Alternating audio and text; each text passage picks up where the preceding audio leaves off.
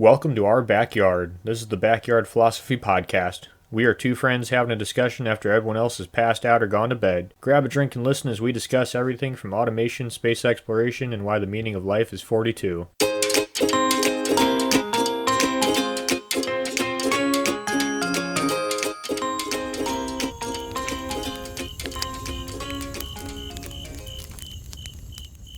Separating the art from the artist. It's a phrase we've heard probably most of our lives. Can we? Should we? Today we're going to talk about that, the pros and cons of each, where's the line, how it affects society. Before you get too far into that, Mike, how you doing? What are you drinking? I am drinking some vodka, and I'm doing pretty good, and this is going to be an interesting conversation. Nick, how about yourself?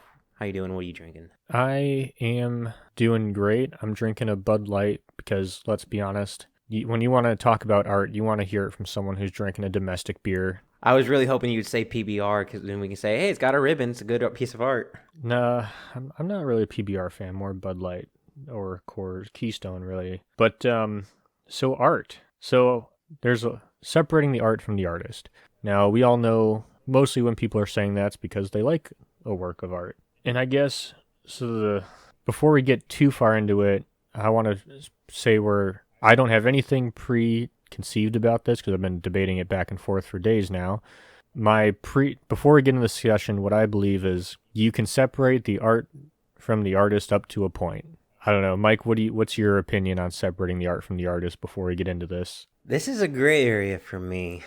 I think for the most part you can, but some artists are so intertwined with their art that their art defines them. Like, the art is more saying about the artist than the artist saying something about the art, I guess, in my mind. So I would say 80% of the time, the art and artist can be separated, I think. And maybe 20% that it's just, they're so intertwined, you can't. This is going to be a difficult one of boundaries, Nick, because art is in the eye of the beholder. Now, that's true. And it gets pretty artsy, as I've listened to this discussion, because some people even say, well, once the art has been created, the artist doesn't matter because then the art becomes whatever you see and it's a new piece of art and it includes all the information you know maybe about the artist or about what's going on. So, for example, if you read a book about the plague in 2019, that work of art is going to be different if you read it in 2020 or 2021, right? Going through COVID, because your lens has shifted and you're looking at it from a new angle. Yes. I would also say sometimes the artist stands with more time than his artwork or her artwork. So I think that also adds in a mix. Like, mine that just pops in the head is Elvis Presley. I think more people know who Elvis Presley is rather than the art Elvis Presley created. Yeah, I mean, I definitely agree with that. I'd say it's the same with a lot of like movie stars. Like, you know them maybe more so than what movies they're in. If you don't watch that kind of movie, you might never know who a certain movie star is, but you know of them through, ads or... Oh, that's what's his name from, Yeah, and so then it changes how you view that work of art, right? So like, look at what's his name, Woody Allen. He did bad. He married his adopted. It's fucked up. He basically is dating a high schooler, and now people can't really enjoy his Woody Allen's movies as much, or pretty much any generic celebrity who got canceled recently, and now people can't enjoy their movies, and that's when people say, well, you just have to separate the art from the artist. But sometimes, I mean, most times, right? Art has a message that it's sending out.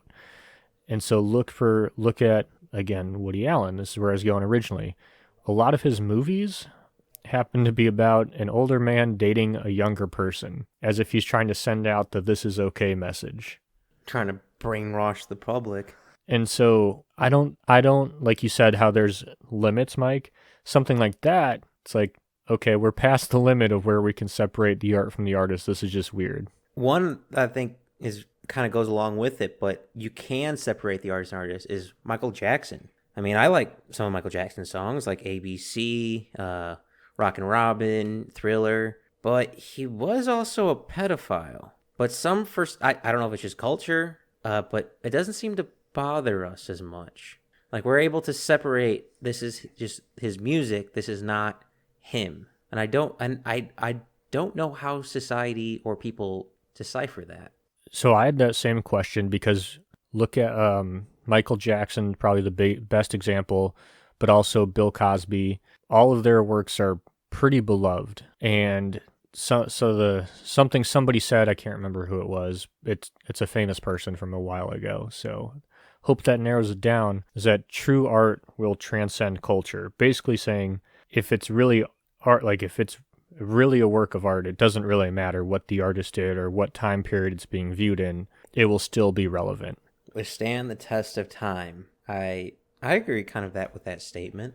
And I do agree with that statement, but then you get into the moral quandary of, are we sending a message of, if what you're doing is really good, we really don't give a shit about like what you do, and it's okay to do whatever. I mean, we kind of do that with rich people. If you're rich enough, you can kind of do whatever.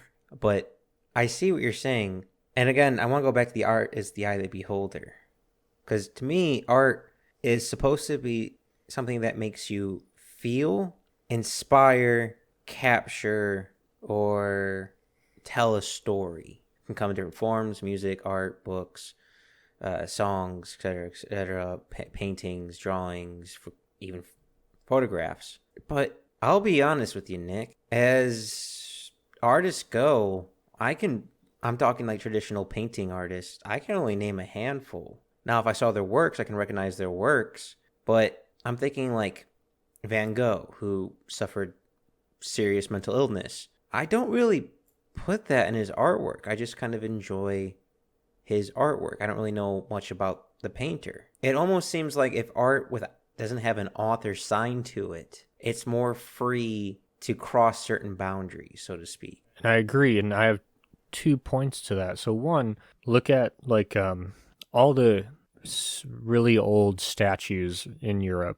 They're all beautiful. I mean, we go look at them, and a lot, not just the famous ones, but just all of these really old artwork. Some of those could have been made by terrible people, and we have no idea. Oh yeah, wasn't Raphael, the Pope's artist, like banging a bunch of like chicks or guys or something like that? I mean, probably. Yeah.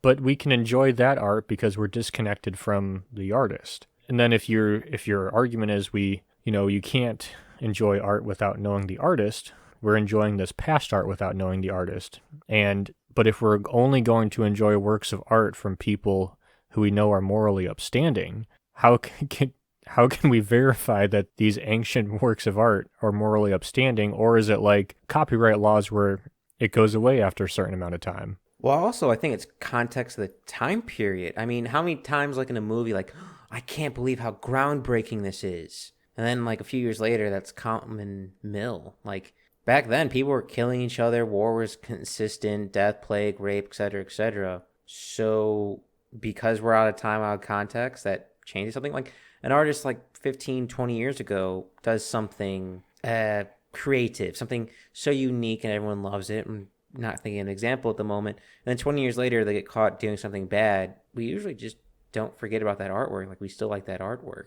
Like, I don't quite understand. Like, Ernest Hemingway, right? Great author, wrote a bunch of books, but would tend to get drunk and beat his wife. He's still considered like one of the greatest authors of all time, at least American authors, but yet he was a wife beater. So can we just separate his books from his personal life? Can we separate someone's project creation from their entire life spectrum? Because let's say a book takes someone 5 years to write. Could we really judge one thing that took 5 years to write off a person's like 80-year life year span? That proportion doesn't seem right to me. But then someone would say, but it did a lifetime of damage to someone else, right? You see what I'm saying?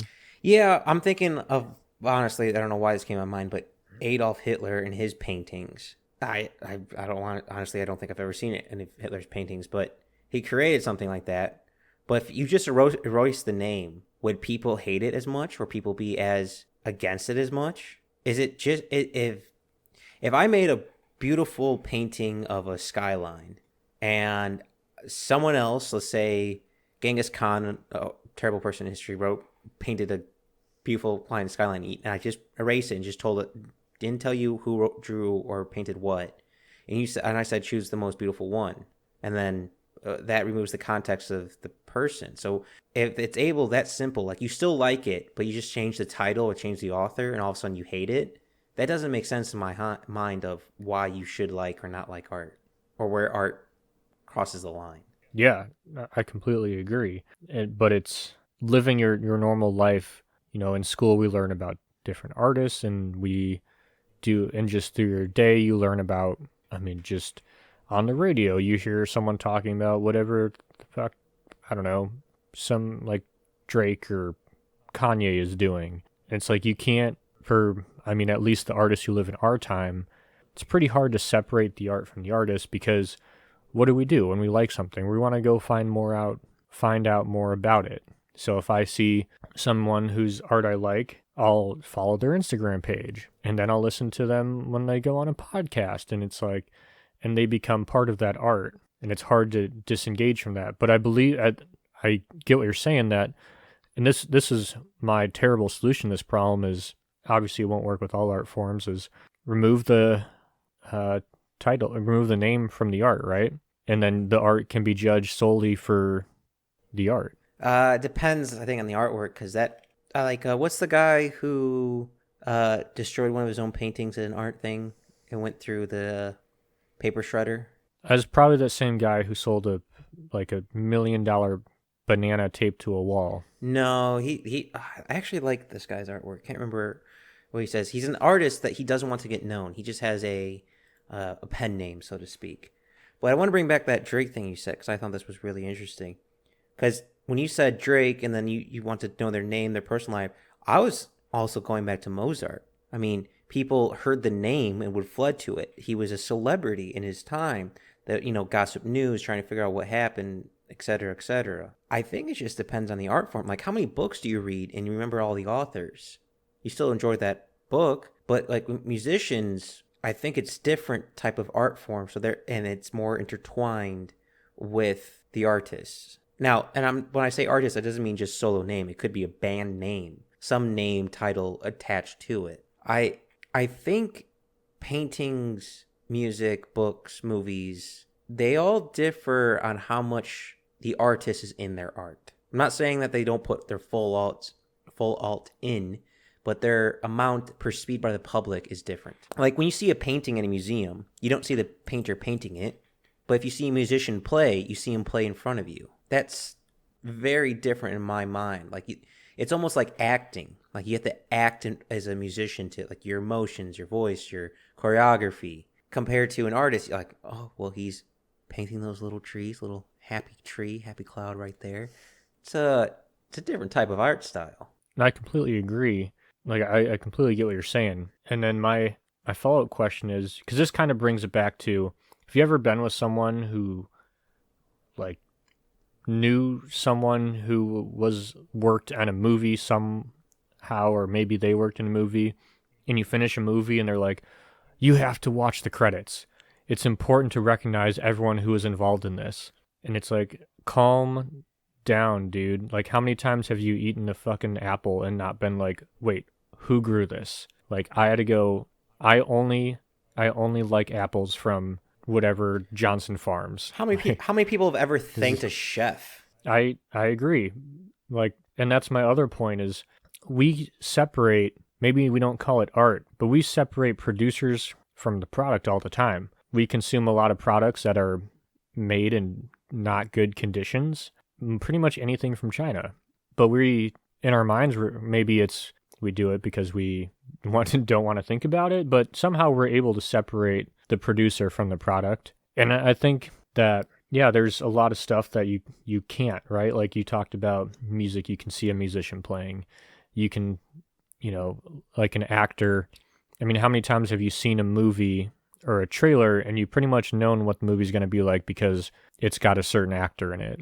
I'm thinking of, what's his name? Michael Bay, Explosions. Yeah, pretty much any Vin Diesel movie. It's going to say family at least 13 times. Yeah, I there's definitely well, but then again, you get actors like Tom Hardy that can are chameleons. I it's very dependent on the artist. Like example, going back to comedians, like we have great comedians like Bill Burr, and then a lot of people who liked Bill Cosby comedy until they figured out that he was a rapist. It's a really difficult gray line of trying. Yeah, it's really hard.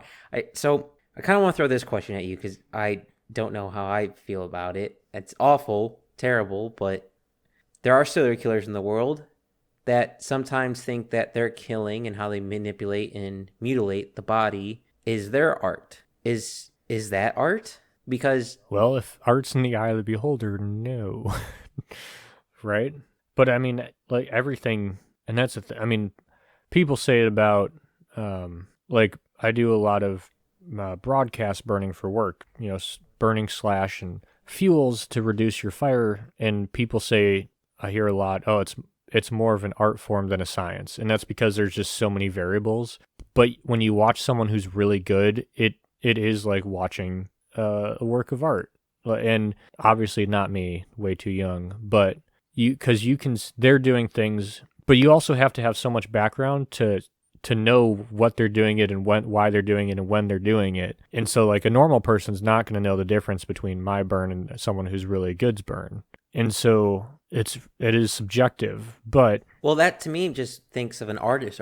Like you ever heard like songwriters or painters or writers just go like his material is amazing, even though it's a not famous or an unknown kind of person from the general public. It's almost like only the artists who know the craft can only appreciate the actual art. yeah, I guess that makes a lot of sense. I see what you're saying. But I guess the point I was trying to make is that not everyone, I mean, like, once again, art's subjective, right? So obviously, I mean, someone who kills someone, even if they think it's art, not good, a murderer, serial killer, that's not what you want. That's not the art we're talking about. But what about But animals? If they that's did the it to hard part is animals? that's the thing is like, where do you draw the line? The reasons why I say animals, and many listening might just go, well, no, of course not. Well, we think like ancient pagans doing sacrificial rituals were artistic and stuff like that. So is it just because it's modern era? Yeah. Well, and that's another question I had about art. And like we said, that quote I liked that art will transcend the culture, but are we looking through the lens of history at this art, or are we looking at through modern times, as well as art represents the culture it comes from? So are we canceling the culture that made the artist, right? So like if How many great artists and writers came out of Soviet Russia? Ayn Rand, she saw what was coming, came to America to escape, communism. That hardship led to her artwork. I mean, there is a saying, you suffer for your art for a reason. I guess the point I was making is that I mean I definitely agree with you, but it's like one of those things where it's like, oh well, it just represents society, right? But is the art you're talking about like spawned because of something fucked up in the culture, and that it's more of a reflection on the culture than it is on like whatever it actually is? I mean, I don't think that's what's going on, but I think it's you have to judge art in the lens through its time, right? So talking about pagan sacrifice, yeah, I mean, I'm sure that was artistic to those people, right? I mean, I'm sure it wasn't just slish slash, Taking this a pig is bath. dead. I'm sure there was a ceremony and all of that, and as long as you weren't looking through the lens like, oh, that's abhorrent. How could they do that? And being like, this is kind of cool. I get to see this. I'm sure it would have been cool if you had an open mind. Yeah, yeah. But going back to that time context thing of is art nature or nurture? This is years ago, so I might be misquoting here, but I remember watching an art documentary. I know I'm weird. I don't like modern art, so I was trying to understand why it's so expensive. And what's the artist person that collects it all? That the one that runs it, the one who facilitates it for museums. A curator? Curator. Thank you. A curator says the reason why this piece of artwork, which to me looks like trash, says it's important because it dictates this decade and this dictates this decade. So these arts were representing time periods, which, though I did not like the art, I could see where he's coming from. Because I think we can all think of the stereotype with modern art of, or postmodern art, or whatever its proper term is called, is it's like a bunch of trash piled up in a corner, and that's art. And I have no idea how that's It's art. the Always Sunny. Where they go into the art. This is trash. This is garbage. I love this. What was the guy's name? Oh God, I don't remember. That's a vacuum cleaner. I love it. It's gaudy. It's that was a great episode. And he's like, he goes up to the dehumidifier or the fan. He's like, this is the best. So I love what it says about, I can't remember off the top of my head the quote, but I want to say global warming or something like that.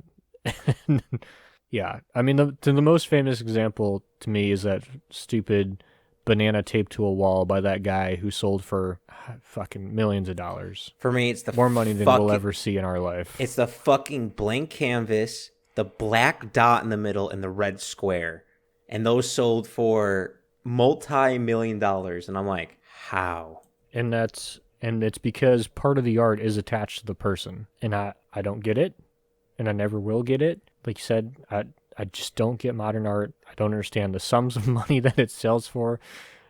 It's literally just trash. But hey, if you want to spend the money, you want to spend the money. But I do have a question for you. This is kind of a little bit out of left field, but musicians didn't used to make it big unless a station or radio ticket. Now there's independent artists, kazoo.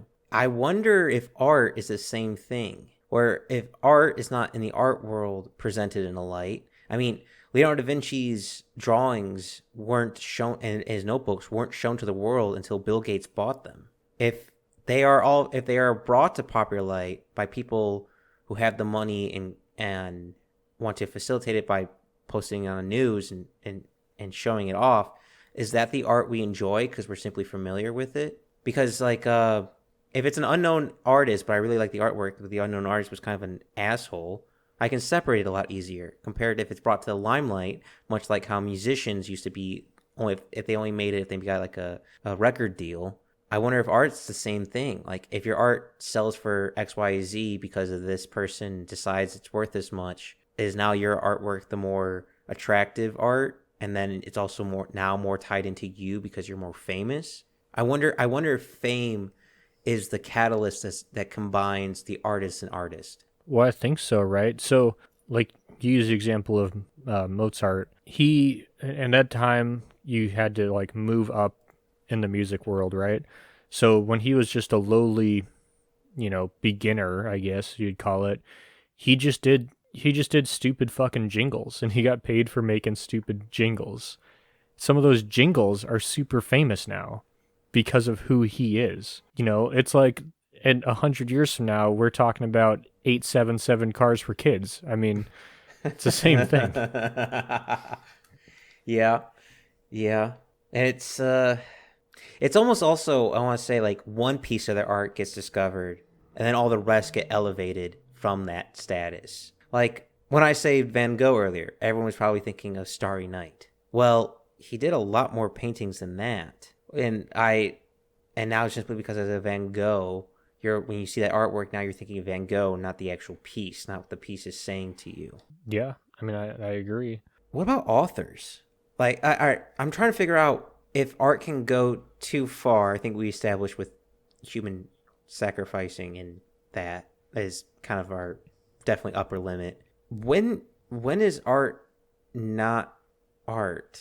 I guess is my question. Well, I think like once it's been consumed, like you said, it's whatever you think it is. And so I think like let's look at books and movies recently.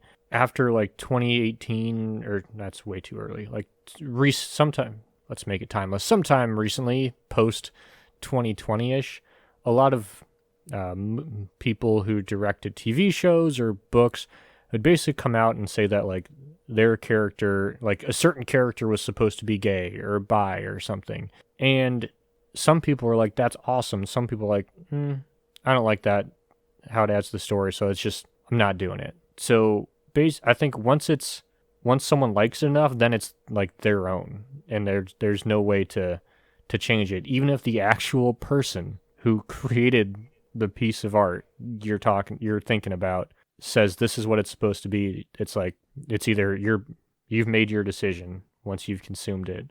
And so I think once you consume that product, you've either made that decision, it's art or not. I agree with that statement. Once you release art into the public, it's no longer just the artists. Yeah, it's like the South Park with the poop that took a pee book, right? God, a lot of callbacks this episode. And while we're on the callback train, for those of you who were struggling as much as I am to remember who the character was in Always Sunny, it's Ango Goblogian was the fake art collector. So good to know. Good to know. Yep, not Dr. Mantis Toboggan. That's who I was thinking of. Different person, but and that's an interesting question. Talking about I guess creators changing something after the fact. But what about before the fact, right? Like, does the intention matter? Like going back to the poop that took a pee, as one naturally does, as one naturally does. We're just talking about a bunch of kids being idiots, but then people took it to mean all sorts of things depending on the way they viewed the world. So does the intention of the art actually matter? And another more realistic example is every like anti-war song that's now become like synonymous with war. Yeah, like Fortunate Son and War Pigs. Like pretty much any anti-war song is you can't break it away from that, right? Yeah, no, you're completely right. Sorry, you can cut this, but what was your first question? You got me. I started singing War Pig in my head. Basically, does the intention of the art matter? I think it does. It might not stay that way, but I think it does. If someone came with almost a slander piece, whether it's writing a article, because that's, I guess, in some form of art, or making a painting, making fun of someone, a political comment, I don't know, some Renaissance artist painting a king or queen to look ugly. That has a statement because their intent was cruel, and that could show off in the art. Now, it might change over time to be comedic or some other value, but it definitely starts the art on its pathway, so to speak, of how it's going to be interpreted. Like if I write a song and I'm pissed off, I'm most likely going to sound pissed off on the mic. If I write a song and I'm happy, I'm probably going to sound more happy on the mic. It's, I think, harder to fake art and harder to hide your emotions in it. I think so. I mean, I agree that your probably emotions come out through art, but I guess it's like use it like trying to think of an example of something that you have the intention of doing something.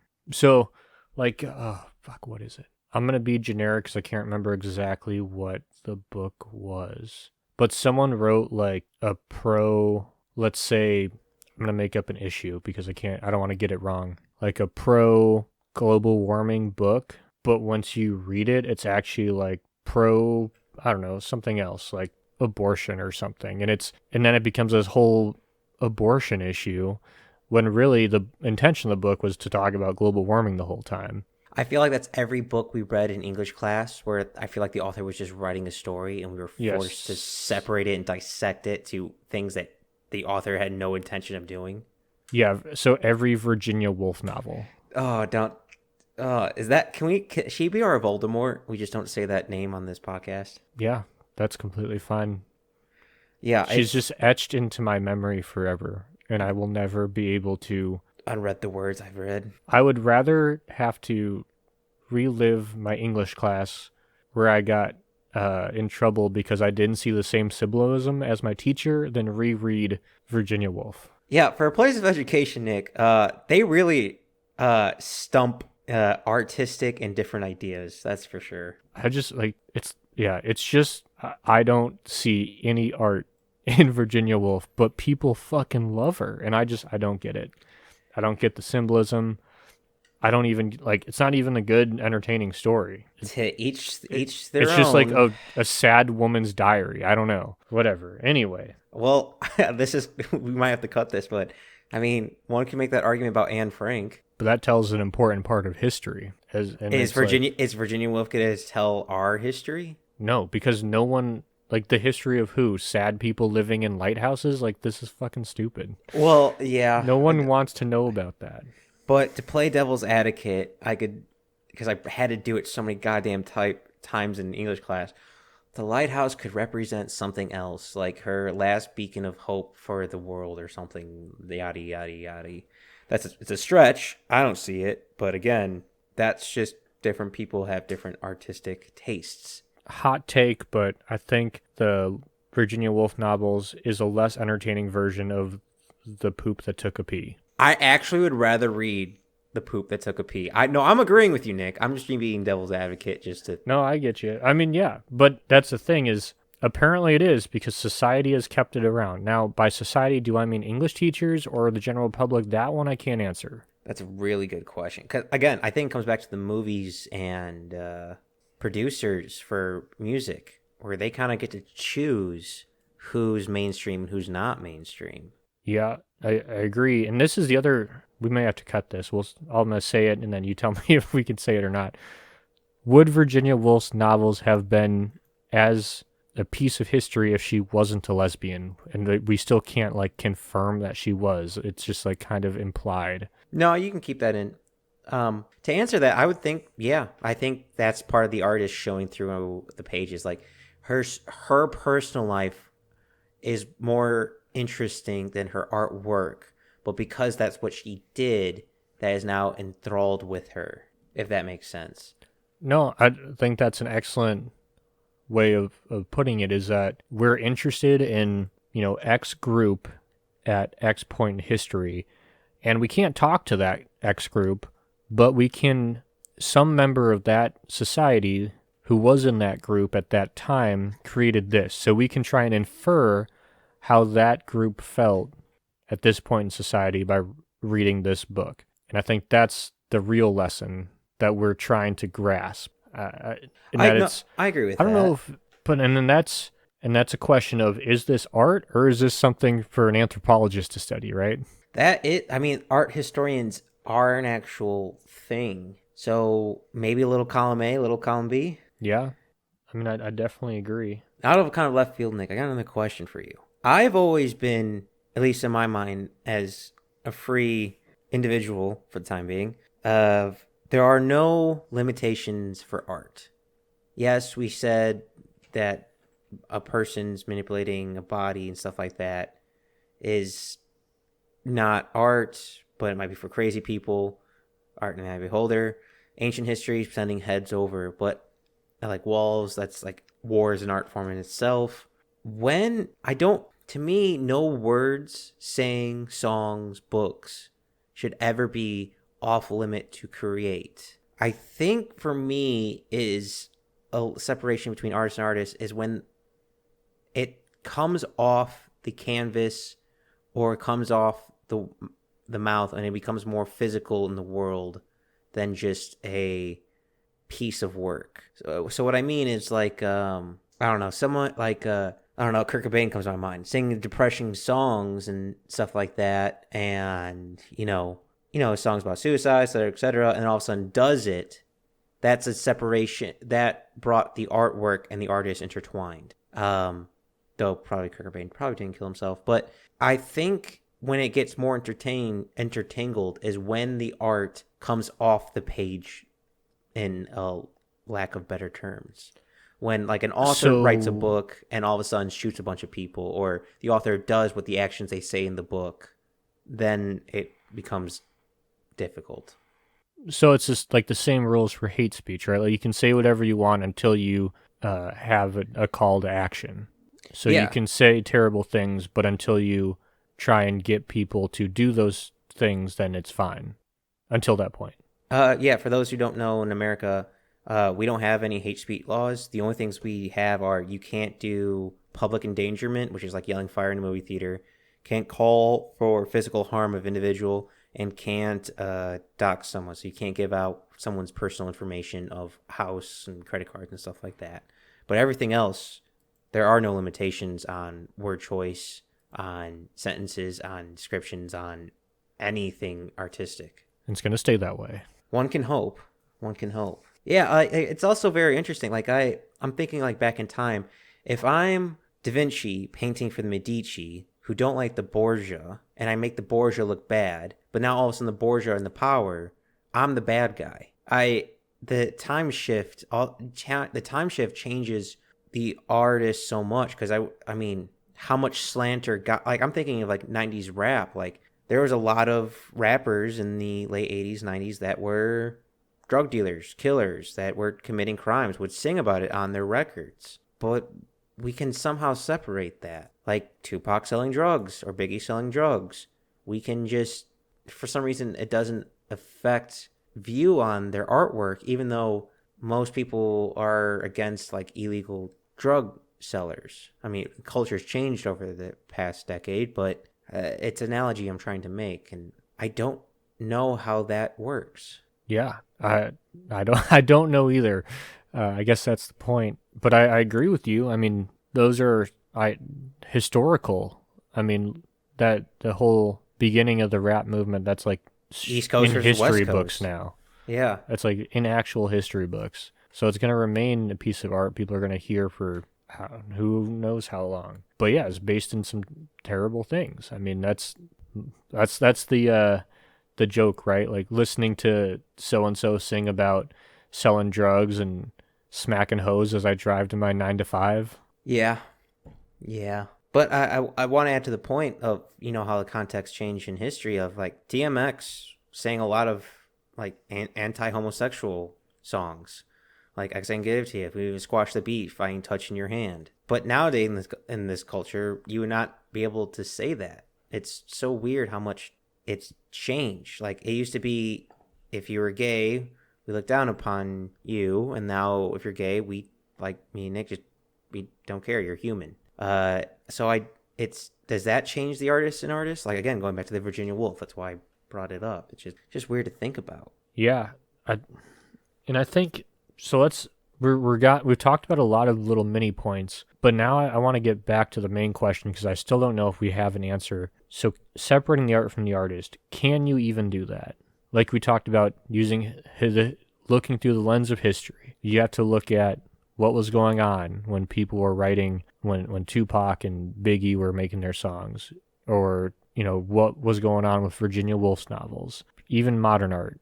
You have to look, you look at who the person is. So is it possible to separate the art from the artist?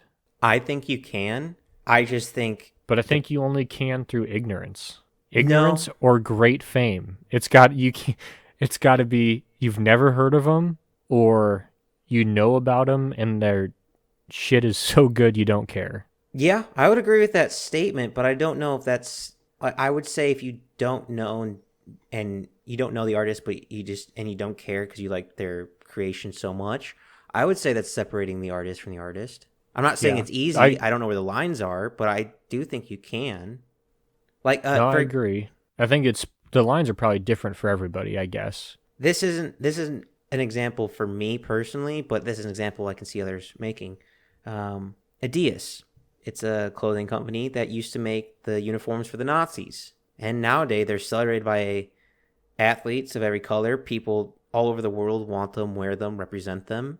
They have a dark history in their beginning, but now that we're so far away from that time period, I guess we don't care anymore, or we just like their stuff so much that we just don't care anymore. Yeah, I'll give you an example. Louis C.K., right? He got canceled for jerking off in front of people, even though, like, I don't know enough, but I do know he talked about it in some of his sketches before this, and it seemed like the girls were okay with it, but because it's... From what I remember, the story is he asked, "Hey, can I jerk off in front of all of you?" And they thought he was joking. He started pulling out his dick, and none of them left. So he did his deed. Yeah, I don't really know enough about it, but I mean, it's like a lot of people. The line is a lot of people who like Louis C.K.'s stuff are like, oh, he asked, and they either said yes or didn't say no, so it's fine. And then the people who don't like his stuff are like, how the fuck could you watch Louis C.K.'s stuff? Well, some people think it's good enough to look past. Some people think I didn't like him anyway, so I'm going to use that as an excuse to not like him. Yeah, no, I agree. I think it's both sides of the fence. Like I'm thinking of like actors like Kevin Spacey who did some amazing work, but he's also like a pedophile. So it's like I don't want to. I guess every time I see his face, I just think of his actions. But then again, Nick, we're talking about artists who speak or we physically see. We're not seeing just the artist's name. Like Marsh. Are you familiar with the artist Marshmello? The guy who wears the he's a EDM artist who wears a he's kind of like Deadmau5. He always wears a helmet so you can never see his face. Yeah, I know what most of those words mean. Continue. All right. He wears an artist wears a helmet so he can't see his face. If you hear, you keep listening to songs, you see him in public, you never get to see his truly face. He's separated a little bit, creates that barrier, and then you hear he did X, Y, and Z. Well, you don't have a physical person to it, you just have an image to it. I imagine it's a lot easier to keep liking their stuff. Like AC/DC. AC/DC is one of my favorite bands. I think their bass or drummer had like a cocaine or killed someone or some crime. I still like their stuff because AC/DC wasn't just one individual. It was a group. It was an image. It was a symbolism. So when you start adding like comedians like Louis C.K. or actors like Kevin Spacey, where you see their face and it's more a relatable, like you can look them in the eyes, more human thing rather than just a distant word on the page, someone you heard on the radio. Like if you heard a song on the radio, never saw the person's face, and then you heard they did something bad, you'd be like, I still kind of like the song. But if you start knowing that artist, then it changes how you feel. Yeah, I'd agree. And I agree. And I think one thing to note is we want to know a lot about artists, right? Like, so look at actors who try to remain like out of the spotlight. We have people who follow them around all day just to figure out what they do in their lives, right? That's so weird to me. Professional stalkers are so weird. We just did a whole episode on the sex life of Julius Caesar, so we don't have that much room to talk. Yeah, it's just still weird for me. I don't think I've ever cared that much. Like even when people do it to like business owners, like I don't really care what that person tweeted. If they tweeted like, "Hey, we're running out of I don't know, fuel for our trucks to transport stuff." Yeah, then I yeah, but if like they send a dumb meme, I don't care. And I think it's because what it all boils down to is if the art, we'll call it the product, is good enough, it transcends the culture and all that stuff. We can look past whatever they're doing, like whatever company, you like the company, you can look past whatever dumb shit the CEO said because, well, I'm still going to buy their product. It's the same way we buy a bunch of Chinese shit because, you know what, I don't want to pay, We're 4 times more. You got me? I said we're disconnected. As in culture. Fuck, I was a retard. Yeah. Never mind. So yeah, I mean, yeah, we're disconnected. But we do it because we like the product, the art. Maybe we don't consider the, $1.50 plate the art, but I feel like it's kind of the same thing. And looking at, Virginia Woolf, a lot of the people who liked that in class probably didn't really like the story, but they liked the idea of like this woman doing these things at this time. Like it was cool. And it's almost more of a reflection, like you said earlier, of the artist more than the art.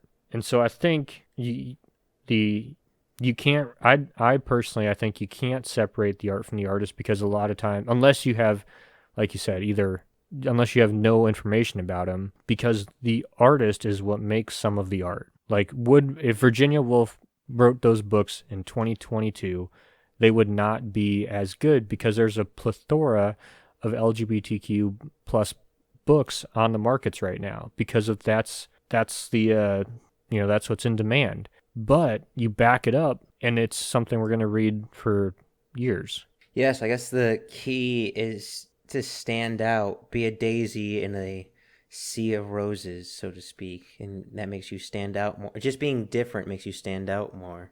So, I mean, my personal opinion after this, Mike, tell me what you think. I think you really can't separate the art from the artist unless, like you said, you know nothing about them, because the artist is what makes some of the art. What do you think about that? No, I agree with that. I would also like to add on, sometimes the artist becomes the art due to outside forces, like whether you're getting picked up in like popular media. Like I'm thinking of the movie Office Spaces with that red stapler. That red stapler didn't exist until that movie, and after that movie, so many people wanted that red stapler that they started producing that red stapler. So I think it's a very fluid, art is a very fluid world where it's, if you don't know the artist, it's just the art that speaks to you. If you know the artist a little bit, you know it's more about the artist. And to know more about the artist, sometimes it's outside forces bringing it to your attention. But I do have a question for you, or kind of a statement that I want to kind of quickly talk about. Because we've talked about postmodern art. Sometimes art is not art to us. But Yep. Nick, I have I don't know how to describe it. Like, if I had to put a definition to art, I don't think I could. But when you see art, you know it's art. And when you don't see art, you know it's just something else. And I don't know how to describe that. Wasn't that someone's definition of porn? Like, I know it when I'll see it, but I can't define it. Yeah, that's... The Supreme Court justice, I think, said that. But yeah, I mean, I think that's true for like 90% of people. And by 90% of people, I mean people who aren't every day involved in art. Like, talking about, like, if you're just a normal person. And then I think once you get into like the quote unquote art crowd, that's when you get into all the modern like shit that we don't understand.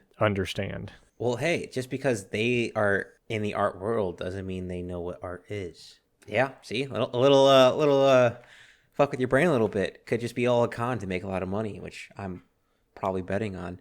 But yeah, going back to I feel like art is really just a way to move money around, or modern art is really just a way to move money around. It used to be a really big money laundering thing to do. That's why if I remember correctly, that's why the art world, everything's so expensive, because it used to be a great way for rich people or criminals to move their money around. British people or criminals, like those are the two groups of people who move money around through art. It's a yeah. I mean, I'm not saying you're wrong. I just think it's a hilarious, like, I don't know. I thought it was really funny. I guess I do try. But yeah, I think there's a line, but the line is faded and it's not a straight line. It's a very curvy line of where art is separate from the artist. And sometimes the line is so faded you can't tell or see the difference. And my line's different than your line. Yeah, some have a little bend to it, some a little a revolving line. Yeah. Yeah, I guess art is truly in the eye of the beholder. So we have solved nothing. I think we're a little bit more well informed, at least solidified in our decision make that it is a case by case scenario. So 1 hour down, and I'm exactly where I started. Yeah, pretty much. Well, I mean, if you're still here, thanks for listening, and let us know on Instagram or Reddit what you think about how separating the art from the artist should we? Where's your line? I don't know. Just let us know what you think. And also, if you want to torture yourself and re-listen to this, you should turn it into a drinking game and take a sip every time you hear the word art. Yeah, that'd get you pretty fucked up. Before we get out of here, what book you reading? I am in the middle of moving, so I've just been listening to a lot of podcasts, not a lot of reading, unfortunately, which is, I miss my books. What about you, my friend? What are you reading?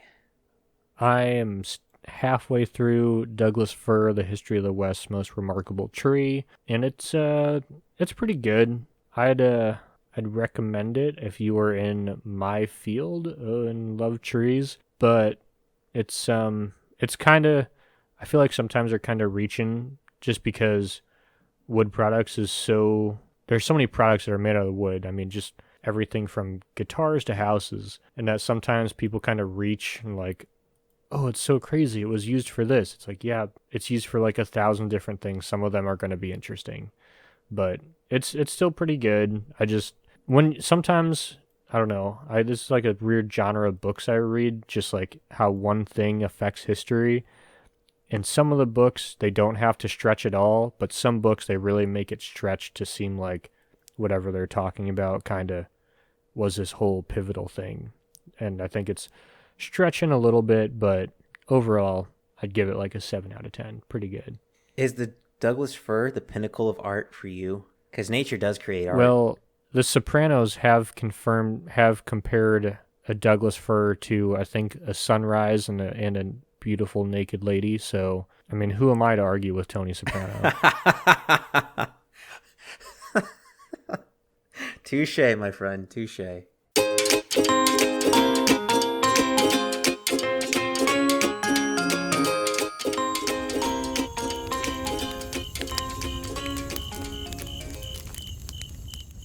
Thanks for listening to the Backyard Philosophy Podcast. We rarely finish a podcast without missing a point we wanted to bring up, so let us know what we forgot. And if you have a topic you want us to talk about, let us know at Backyard Philosophy on Instagram and Backyard Philosophy Podcast